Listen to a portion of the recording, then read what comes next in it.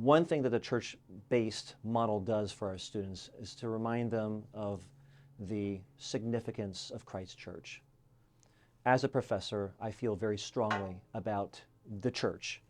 And for me, to be a professor is not merely to be a professor.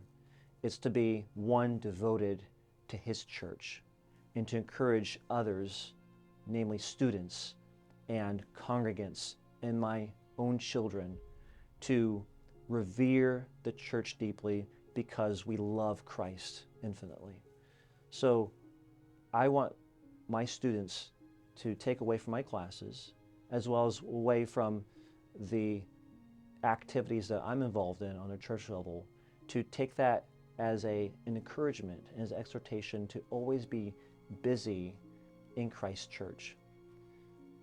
As I get to serve in my church's choir, as I get to serve the people of the North Church through eldering, I'm reminded of the examples of the Reformers and the Puritans of old, who looked at the church not as merely an obligation, but as a joy to do so. And they were able to preach and teach, many of them, in seminaries and colleges, universities, and to also to be devoted and involved in their church.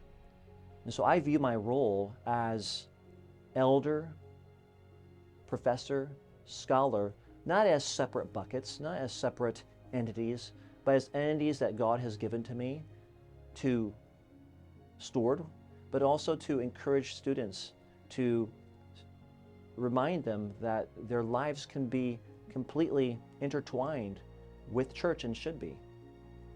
Church is not something that we do merely on Sundays or on Wednesdays or midweek. The life of the Christian, the life of the disciple of Christ, is one of devotion and faithfulness to Christ's church. And that can be displayed in various ways. And my joy is to do that in those ways.